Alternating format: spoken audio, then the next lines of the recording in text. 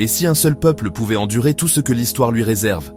Pas seulement les épreuves communes à toutes les nations, la guerre, la famine, les changements de pouvoir, mais une odyssée unique, une épreuve de résistance gravée dans le marbre du temps.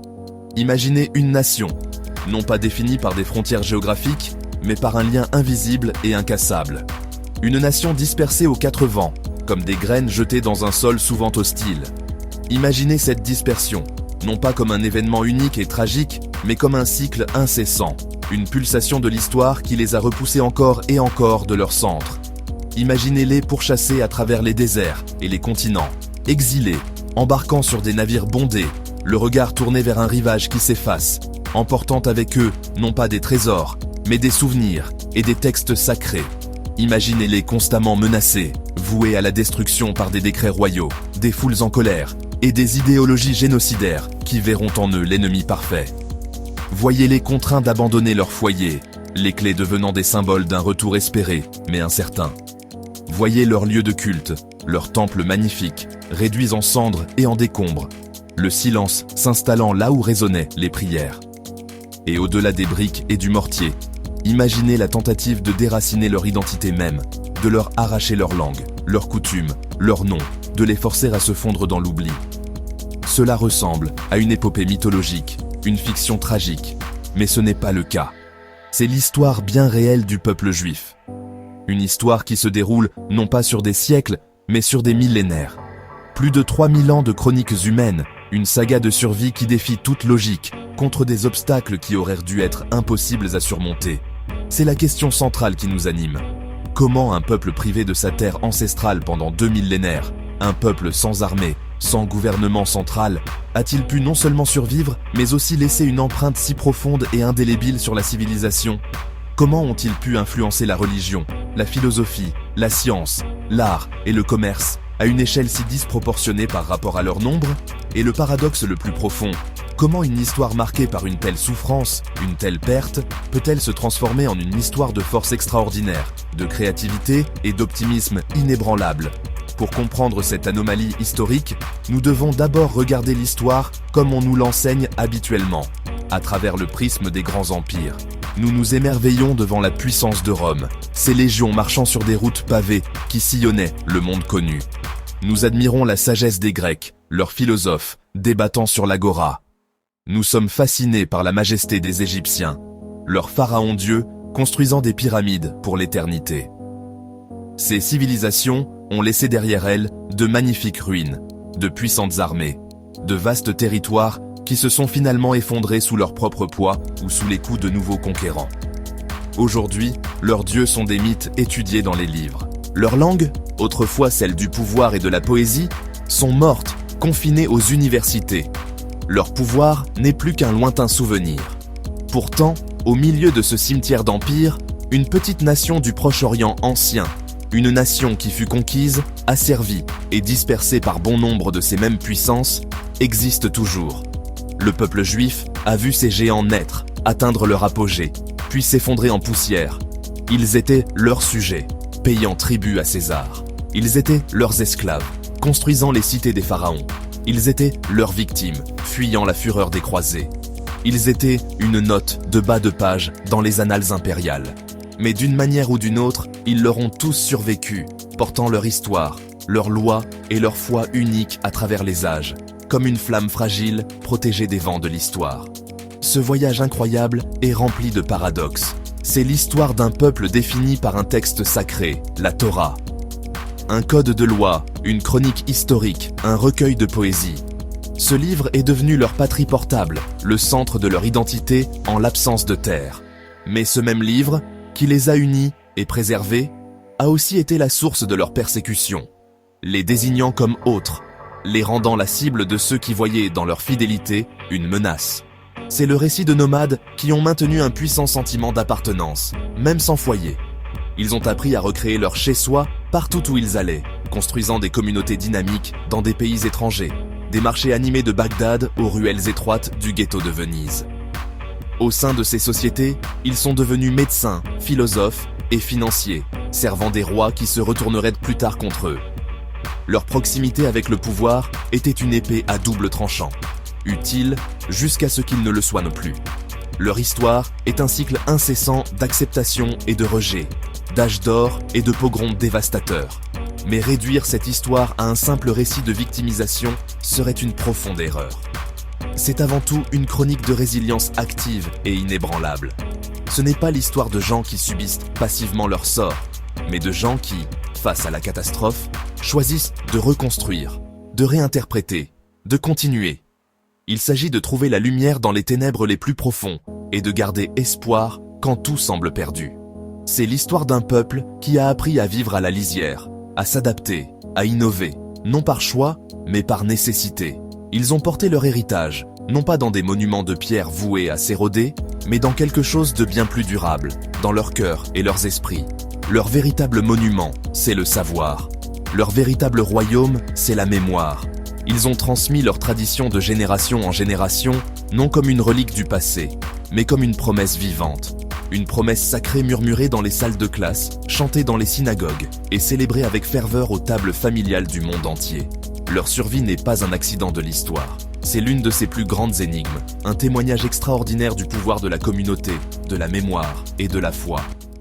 C'est cette énigme que nous allons explorer. Qu'est-ce qu'une histoire ? Est-ce une simple chronique de faits ? Une litanie de dates et de batailles ? Ou est-ce le battement de cœur de l'humanité elle-même ? Un écho à travers les âges. Dans ce documentaire, nous allons entreprendre un voyage épique à travers le temps, à la recherche de l'âme d'un peuple.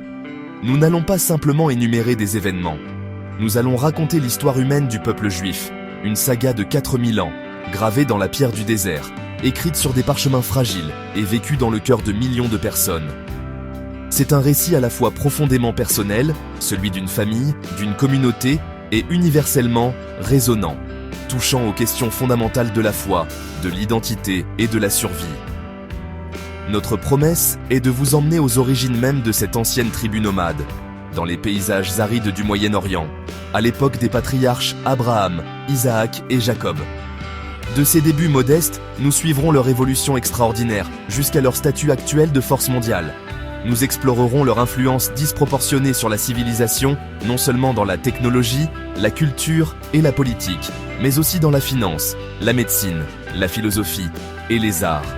Comment un si petit peuple a-t-il pu laisser une empreinte aussi indélébile sur le monde ? Au cœur de cette histoire se trouve une révolution spirituelle. Nous explorerons les fondements de leur foi, née d'une alliance, un pacte audacieux avec un Dieu unique, invisible et éthique. Dans un monde peuplé de dieux capricieux et d'idoles de pierre, c'était une idée radicale, une idée qui allait non seulement définir le peuple juif, mais aussi donner naissance au christianisme et à l'islam, et changer à jamais le cours de l'histoire humaine. Nous serons là lorsqu'ils s'uniront pour former un royaume, avec Jérusalem comme capitale éternelle. Nous assisterons à la construction du Temple de Salomon, un édifice magnifique qui deviendra le centre névralgique de leur vie spirituelle, nationale et politique. Mais cette période de gloire sera éphémère. Notre voyage les suivra ensuite dans le traumatisme de l'exil. Nous assisterons à la destruction brutale de leur ville sainte et de leur temple, non pas une, mais 2 fois, par les Babyloniens puis par les Romains. Cette seconde destruction marque le début d'une errance de 2000 ans. Nous voyagerons avec eux alors qu'ils sont dispersés aux 4 coins du globe, créant la diaspora.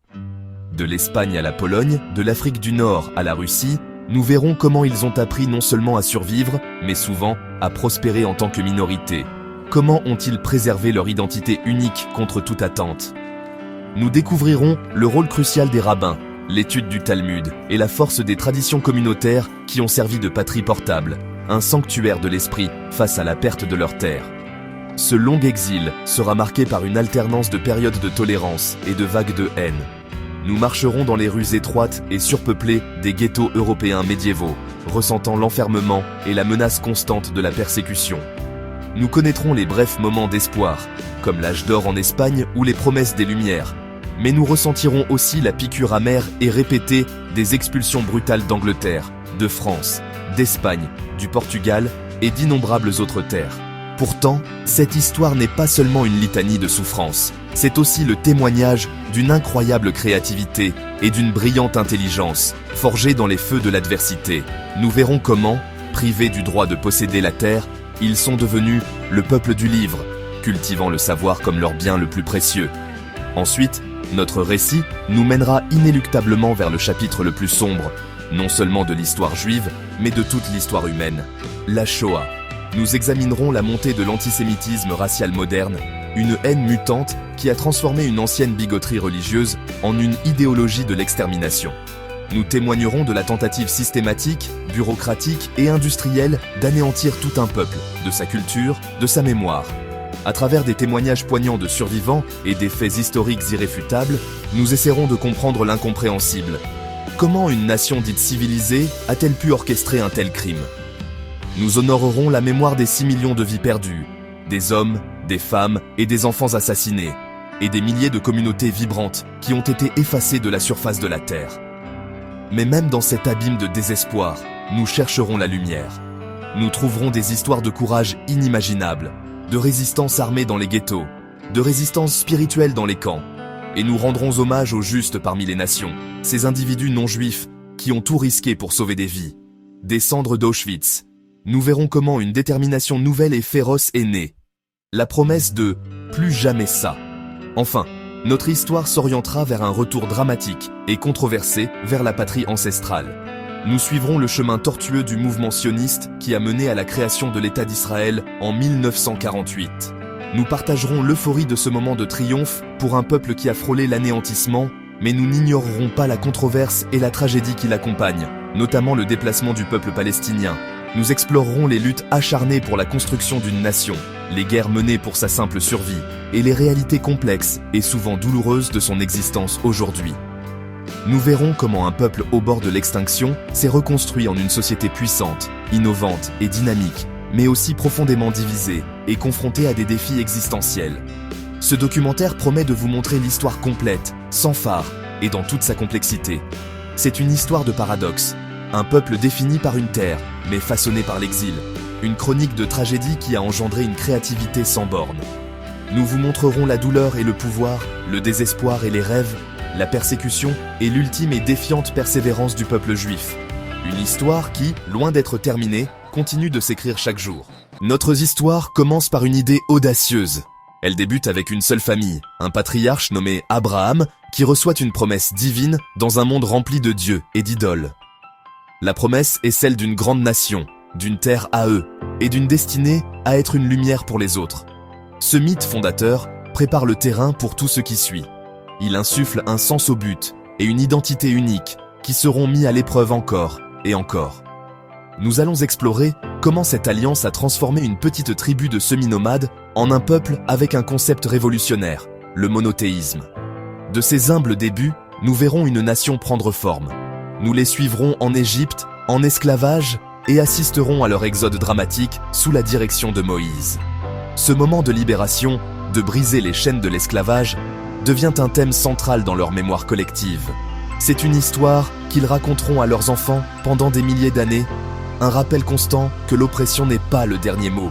Nous nous tiendrons au pied du mont Sinaï alors qu'ils reçoivent la Torah, un ensemble de lois et d'éthiques qui gouverneront leur vie et deviendront une pierre angulaire morale pour une grande partie de l'humanité. C'est le moment où un peuple est défini non seulement par le sang, mais par un code de conduite partagé. Le voyage mène à la terre promise. Ici, nous verrons l'établissement d'un royaume sous des souverains légendaires comme David et Salomon. Nous assisterons à la construction du premier temple à Jérusalem, le magnifique centre de leur vie spirituelle et nationale. Pendant un bref et brillant moment de l'histoire, ils ont tout, un roi, un pays et une demeure sacrée pour leur Dieu. Mais cet âge d'or est fragile. Le royaume est déchiré par des divisions internes, créant deux États rivaux, Israël et Juda. Cette faiblesse invite les grands empires de l'époque à poser leurs yeux avides sur eux. C'est là que commence le cycle de destruction et d'exil. Nous verrons le puissant empire assyrien conquérir le royaume du Nord, dispersant ses 10 tribus dans les brumes de l'histoire. Ensuite, les Babyloniens descendront sur Jérusalem, incendiant le temple et entraînant les élites de Juda en captivité. Cela aurait pu être la fin de l'histoire, le destin de tant d'autres peuples anciens. Mais c'est ici, dans le chagrin de l'exil, que quelque chose d'extraordinaire se produit. Le peuple juif refuse de disparaître. Ils s'accrochent à leurs textes, leurs traditions et leurs souvenirs de Jérusalem, transformant leur foi d'une foi dépendante d'un lieu en une foi qui pourrait être portée n'importe où, Notre voyage à travers les millénaires ne se conclut pas sur une note finale, sur une page tournée. Il s'achève, au contraire, sur un chapitre grand ouvert, dont l'encre est encore fraîche. Ce n'est pas un épilogue, mais un prologue à un avenir encore à écrire. L'histoire du peuple juif n'est pas une relique du passé, confinée aux musées et aux livres d'histoire. Elle est vivante, vibrante, et se déroule en temps réel, sur tous les continents. Des millions de voix écrivent collectivement la suite. Et cette suite est peut-être plus complexe, plus controversée et plus incertaine que jamais, car pour la première fois depuis 2000 ans, une part significative de cette histoire est façonnée non plus par la seule réaction à des forces extérieures, mais par l'exercice de sa propre souveraineté et de son libre arbitre. Au cœur de ce chapitre contemporain se trouve l'événement le plus sismique de l'histoire juive moderne, la création de l'État d'Israël. Réponse audacieuse à des siècles de persécution et d'impuissance, la souveraineté retrouvée a offert un refuge et une nouvelle dignité. Elle a mis fin au statut de minorité perpétuelle et vulnérable. Mais ce triomphe historique, cette solution aux problèmes existentiels de l'apatridie, a engendré un nouvel ensemble de dilemmes moraux et politiques, aussi profonds qu'angoissants. Le drame central de ce chapitre inachevé se joue sur plusieurs fronts. D'abord, la lutte déchirante pour équilibrer la sécurité et la justice. Comment une nation née du traumatisme, vivant dans une région hostile, peut-elle se défendre sans compromettre les valeurs morales qu'elle chérit? C'est le dilemme des checkpoints, du mur de séparation et du lourd tribut humain et éthique qu'ils exigent. Ensuite, la tension fondamentale entre les exigences d'un État juif et celles d'un État démocratique. Comment concilier une identité nationale spécifique avec la promesse d'une égalité totale pour tous ses citoyens, y compris sa minorité arabe? Enfin, la quête incessante d'une paix durable avec ses voisins. Une quête marquée par des lueurs d'espoir, comme les traités de paix, mais aussi par des cycles de violence, de méfiance et de désillusion. Mais les défis ne sont pas seulement externes, définis par les frontières et la géopolitique. La résilience de ce peuple ancien est mise à l'épreuve de manière nouvelles et profondes, de l'intérieur. Le monde juif est aujourd'hui le théâtre d'un débat passionné, parfois conflictuel, mais toujours vital, sur sa propre identité et son avenir. Il y a les divisions, parfois amères, entre les courants religieux, orthodoxes, conservateurs, réformés, des querelles sur la conversion, le mariage, et qui a le droit de définir le judaïsme. Il y a le fossé qui se creuse entre les deux grands centres de la vie juive, Israël et la diaspora, notamment américaine, avec des divergences de vues politiques et des expériences de vie différentes. Et surtout, il y a la question fondamentale. Que signifie être juif dans un monde moderne et séculier? Est-ce une foi, une culture, une nationalité ou un mélange de tout cela? Pourtant, ces tensions et ces débats ne sont pas des signes de déclin. Au contraire, ils sont la preuve d'un héritage vivant, qui refuse de se figer. Comme leurs ancêtres qui, dans les académies de Babylone, débattaient passionnément de chaque virgule du Talmud, les Juifs d'aujourd'hui sont aux prises avec les questions fondamentales de leur existence. Cette culture de l'argumentation, du machloket l'shem shamayim, le débat pour l'amour du ciel, est le moteur intellectuel qui a permis au judaïsme de s'adapter et de survivre à travers les âges. Faire face à ce présent complexe exige de se tourner vers le passé.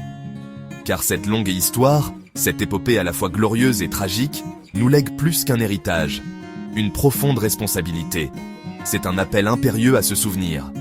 Zachor, souviens-toi.